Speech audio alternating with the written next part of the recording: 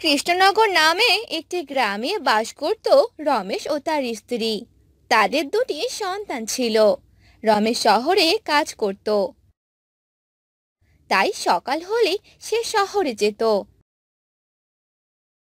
আর রাতে বাড়িতে ফিরতো।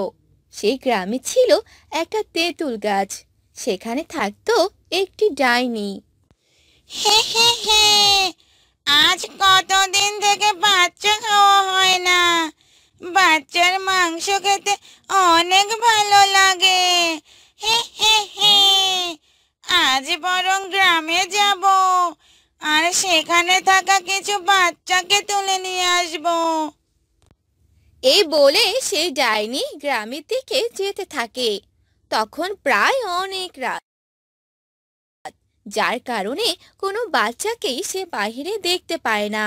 তখন ডাইনি বলে, এ কি, এখন তো কোনো বাচ্চাকেই দেখতে পাচ্ছি না।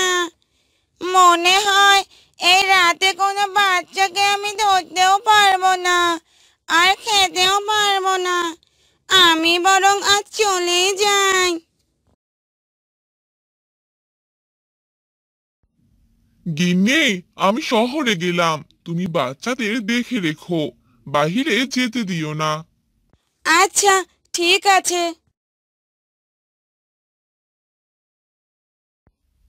কিরে বল্টু, বল্টু, বাড়িতে আছিস? কি রে, এভাবে ডাকছিস কেন? চল খেলতে যাই, বাহিরে সবাই তোর জন্য অপেক্ষা করছে। আমরা সবাই খেলতে যাব। মা, ও মা, আমি বাইরে গেলাম। এরপর বল্টু ও তার বন্ধুরা মিলে বাহিরে খেলতে গেল। তারা সবাই একটি মাঠে ফুটবল খেলছিল। তখনই সে বল একটি ঝোপের আড়ালে গিয়ে পড়ে। তোরা এখানে দাঁড়া, আমি বলটা গিয়ে নিয়ে আসছি।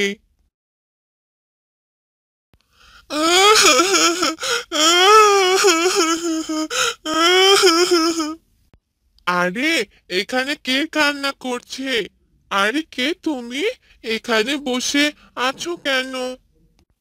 আমার যে কোনো খেলার সাথী নেই, তাই এখানে একা একা বসে কান্না করছি বলে। তারপর শিলু সে বাচ্চাটিকে নিয়ে আসে আর সবাই খেলতে থাকে।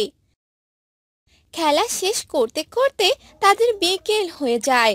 তখনই সে বাচ্চাটি বলে, আমার বাসা তো একটু দূরে, তুমি কি আমাকে একটু সামনে এগিয়ে দিয়ে আসবে?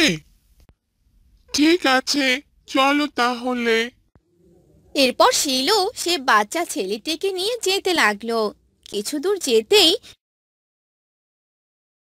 সে বাচ্চাটি এক ডাইনিতে পরিণত হলো আর জোরে জোরে হাসতে লাগলো। হে হে হে হে, এবার তোকে খাবো। কে কে কে কে তুমি? হ্যাঁ হ্যাঁ হ্যাঁ, কে? হে হে হে, আমি যে এক ডাইনি। তোকে যে এবার আমি তোকে যে এবার আমি খেয়ে নেব। না না না না, আমি যাব না। মা, মা মা, বাঁচাও আমাকে, বাঁচাও। কিন্তু সেই ডাইনিটা শিলুকে নিয়ে চলে যায় আর শিলুকে খেয়ে ফেলে। আর শিলুর মা বাবা শিলুকে নিয়ে অনেক চিন্তা করতে থাকে। কি রে বাবা বল্টু, শিলুকে নাকি কোথাও পাওয়া যাচ্ছে না? আমিও তো তাই শুনলাম মা, কিন্তু শিলু তো সেদিন আমার সাথে ছিল, কিন্তু কোথায় যে তারপর গেল কিছুই তো দেখলাম না। আর আমরা পরে চলে এসেছিলাম। আজকে থেকে তুই আর বাইরে যাবি না, ঠিক আছে বাবা? এসব তুমি কি বলছো মা? আমি বাহিরে কেন যাব না? বাহিরে না গেলে খেলবো কি করে? কোনো খেলাধুলা করতে হবে না, বুঝলি? মনে হয় কোনো চোর এই গ্রামে এসেছে আর বাচ্চাদের চুরি করে নিয়ে যাচ্ছে। এসব তুমি কি বলছো মা? এই গ্রামে আবার চোর কোথা থেকে আসবে? তোকে এত কিছু বুঝতে হবে না। এভাবে অনেক দিন চলে যায় আর বল্টু বলতে থাকে, না, এভাবে সারাদিন বসে থাকতে আমার একদম ভালো লাগে না। আমি আজকে যে করেই হোক বাইরে যাবই যাব। বল্টু তার মাকে না বলে বাইরে চলে যায় আর যেতে যেতে সে ওই তেঁতুল গাছটার কাছে যায় আর বলে, আমি বরং এখানে কিছুক্ষণ বসে থাকি। হে হে হে, আজ যে কপালটাই খুলে গেল। আজ একটা বাচ্চাকে যে আমার আস্তানাতেই পেলাম, সেই মজা হবে।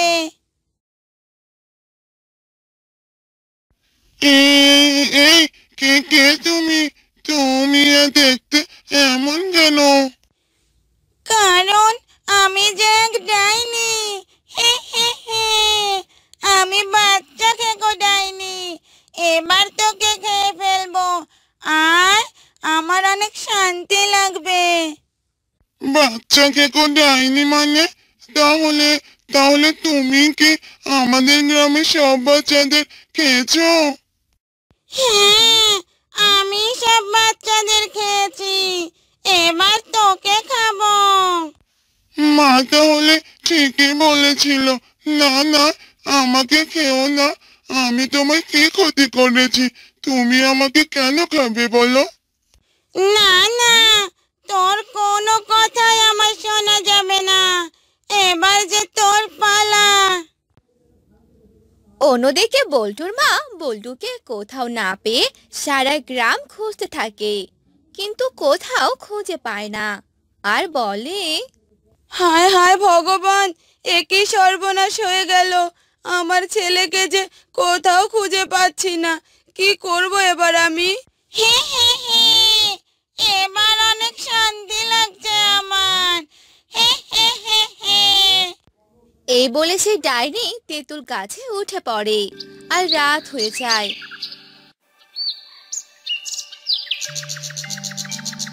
তখন রমেশ বাড়িতে চলে আসে আর রমেশের বউ রমেশকে সব কথা খুলে বলে।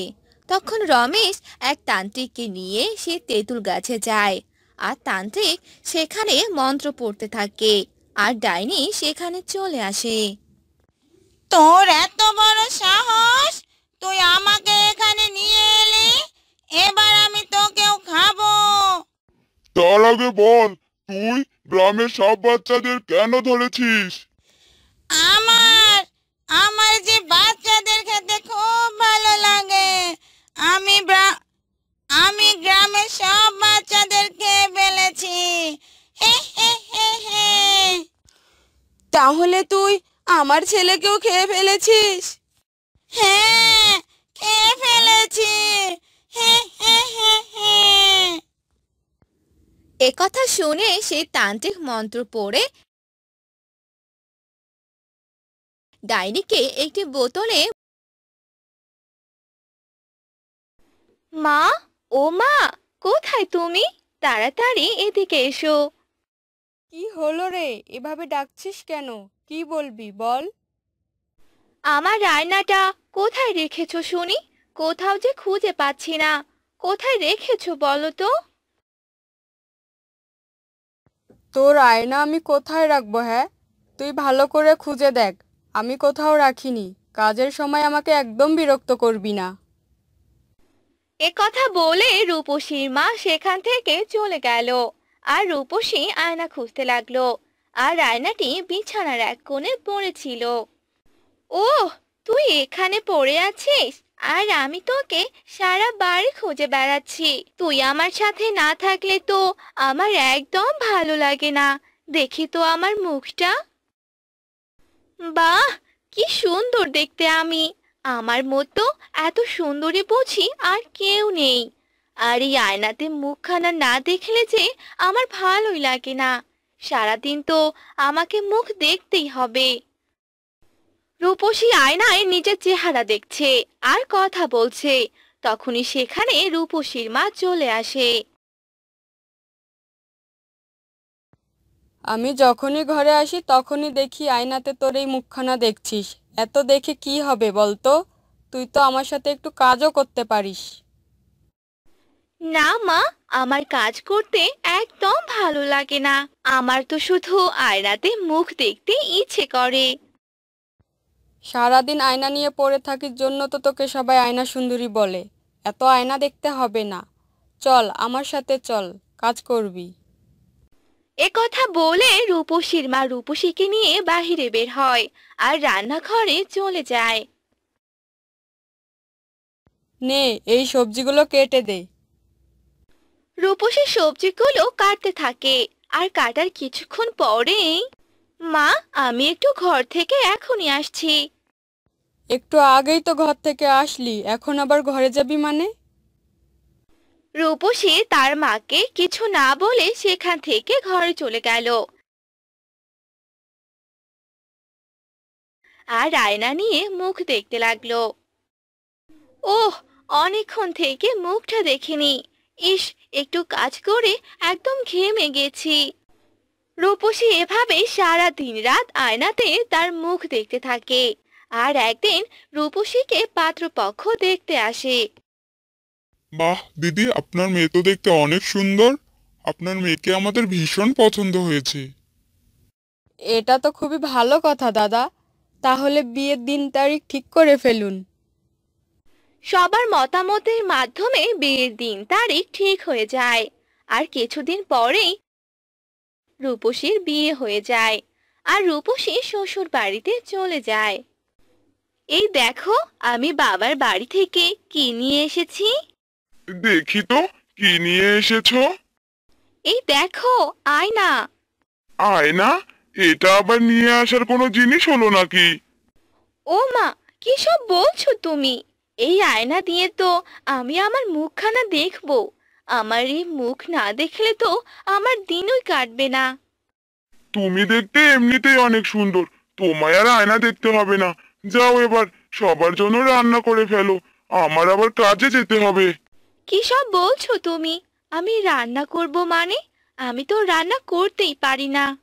রান্না পারো না তো কি হয়েছে, চেষ্টা তো করো, চেষ্টা করলে ঠিক পারবে। এরপর রূপসী রান্নাঘরে যায়, সবজি কেটে নেয়, কিন্তু কিভাবে রান্না করবে সে কিছুই বুঝতে পারে না। বাড়িতে যখন ছিলাম তখন তো সারা দিনরাত শুধু আয়নায় নিজের মুখখানাই দেখতাম। মায়ের সাথে কোনো কাজ করতাম না। আয়নাতে মুখ দেখে তো সারাদিন চলে যেত। কিন্তু এখন আমি কি করব, কিভাবে যে কি শুরু করব বুঝতেই পারছি না। এরপর রূপসী যেভাবে পারে ওভাবে রান্না করে নেয় আর শাশুড়ি ও স্বামীকে খেতে দেয়। এই নাও, এবার তোমরা খাবার খেয়ে নাও। এসব তুমি কি রান্না করেছো বৌমা? খাবারগুলো দেখতে এরকম কেন? মা, এই খাবার আপনি কখনোই খাননি। এটা নতুন রকমের খাবার, খেতেও ভালো, একবার খেয়ে দেখুন। রূপসীর শাশুড়ি ও স্বামী খাবার মুখে দেয় আর রূপসী মনে মনে বলে, হায় ভগবান, এবার কি হবে? জানি না কি সব করেছি, খেতে যে কেমন হবে, রক্ষা করো ভগবান। ওয়াক থু, সি সি সি সি সি, এসব তুমি কি রান্না করেছো বৌমা? মুখেই দেওয়া যাচ্ছে না। তোমার মা কি তোমায় রান্না শেখায়নি? আসলে মা। তুমি চুপ থাকো বৌমা। বাড়িতে নিয়ে আসার পর দেখছি সারা দিন শুধু আয়নাতে মুখ দেখেই যাচ্ছ। আবার বাবার বাড়িতে যা করেছো করেছো, এখানে এসব চলবে না। বুঝতে পেরেছো তুমি? হ্যাঁ মা, বুঝতে পেরেছি। এ কথা বলে রূপসীর শাশুড়ি সেখান থেকে চলে গেল আর মোহন তার কাজে চলে গেল।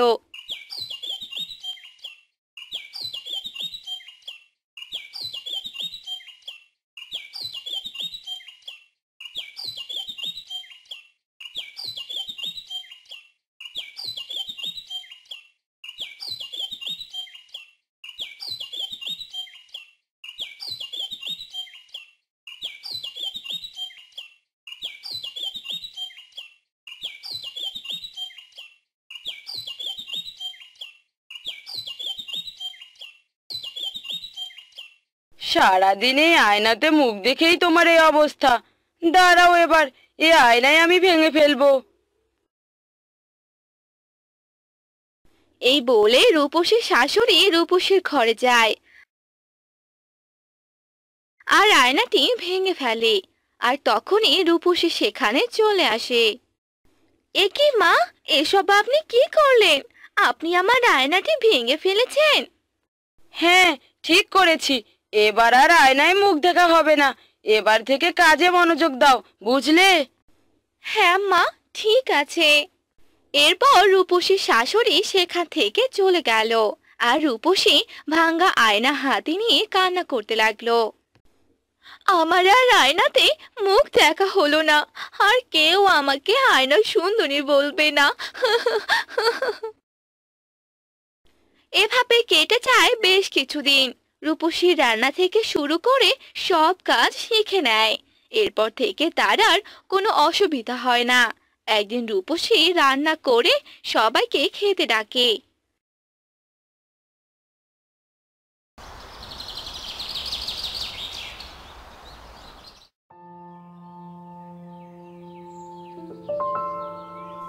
গিন্নি, ও গিন্নি, খেতে দাও তো। তাড়াতাড়ি খেয়ে আবার জমিতে যেতে হবে। হ্যাঁ গো, দিচ্ছি, তুমি বসো, আমি তোমার জন্য খাবার আনছি। হ্যাঁ গো, জমির কি অবস্থা? এবার কি চাষ করবে?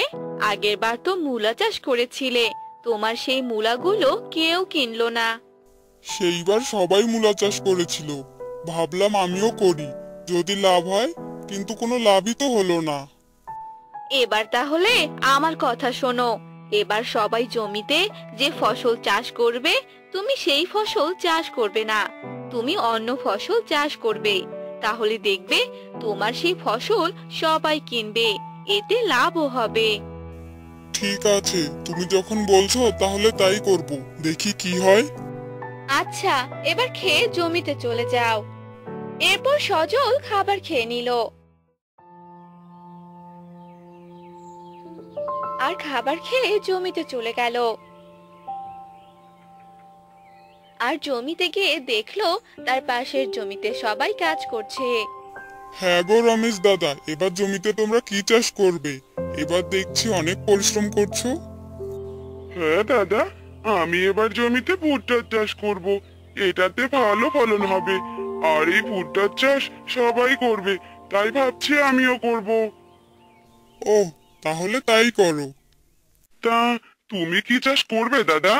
এখনো ঠিক করিনি, কি যে চাষ করব বুঝতেই পারছি না। আমাদের সাথে ভুট্টাই চাষ করো, দেখবে ভালো ফলন হবে। এ কথা শুনে সজল তার জমিতে নামলো আর কাজ করতে লাগলো। এরপর বিকেল বেলা বাড়িতে গেল আর স্ত্রীকে ডাকতে লাগলো। হ্যাঁ গো গিন্নি, কোথায় গেলে গিন্নি?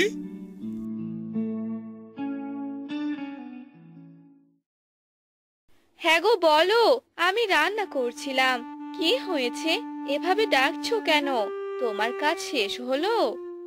হ্যাঁ গো, কাজ শেষ হয়েছে, কিন্তু এবার তো জমিতে বীজ বুনতে হবে, কি করব বলো তো? আচ্ছা, এবার সবাই জমিতে কি চাষ করবে, শুনেছো কিছু?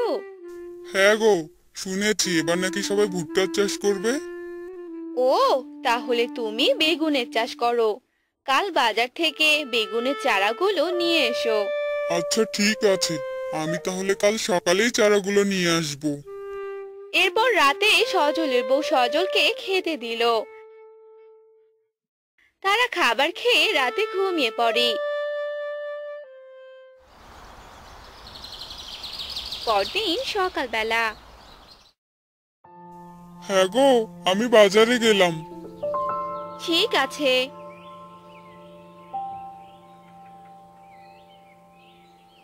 এই বলে সজল বাজারের দিকে যেতে লাগলো।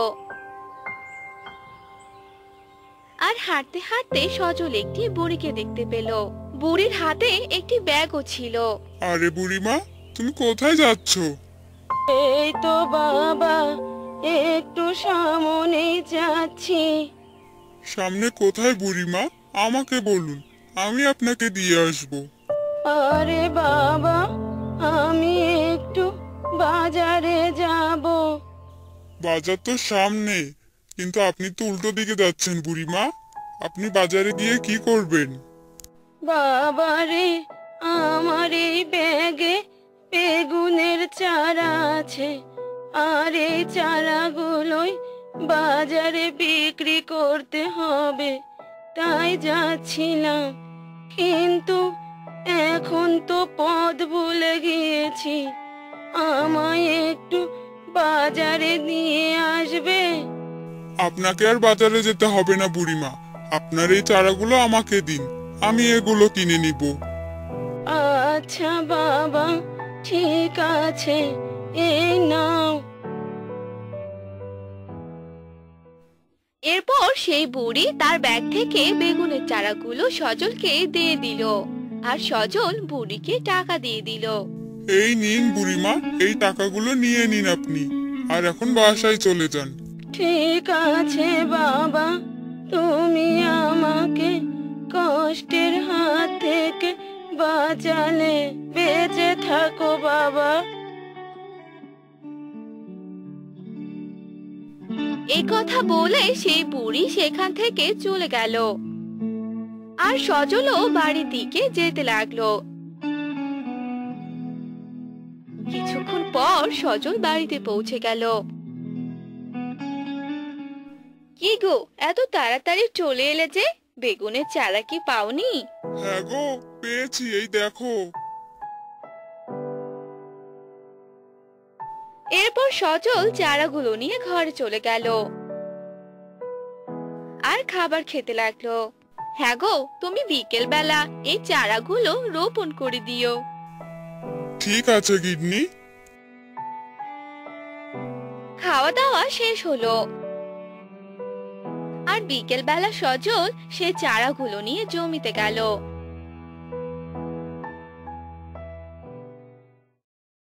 আর রোপণ করতে লাগলো।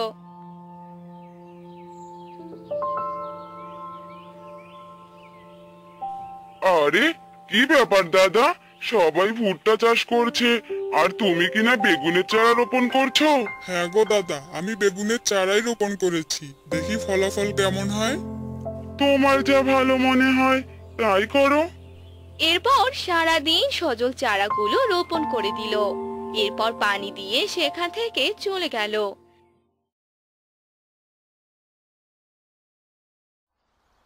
এভাবে কেটে গেল বেশ কয়েকদিন। আর একদিন সজল তার জমিতে এলো। আরে এ কি, এসব আমি কি দেখছি? বেগুন তলায় দেখছি লাউয়ের গাছ হয়েছে, সাথে বেগুনের গাছগুলোও বেশ ভালো হয়েছে। যাই, এ কথা গিন্নিকে গিয়ে বলি আমি।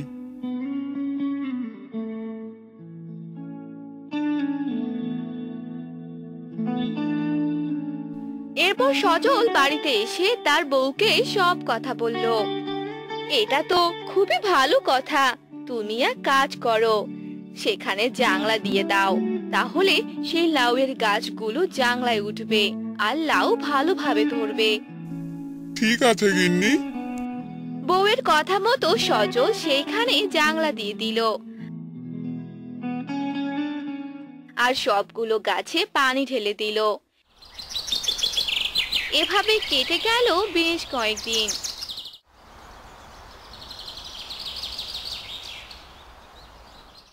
বাহ বাবা বাহ, আমার জমিতে দেখছি লাউ আর বেগুন দুটোই ভালো হয়েছে, কি তাজা তাজা সবজিগুলো। এরপর সজল বেগুনের সাথে লাউগুলো উঠিয়ে নিল,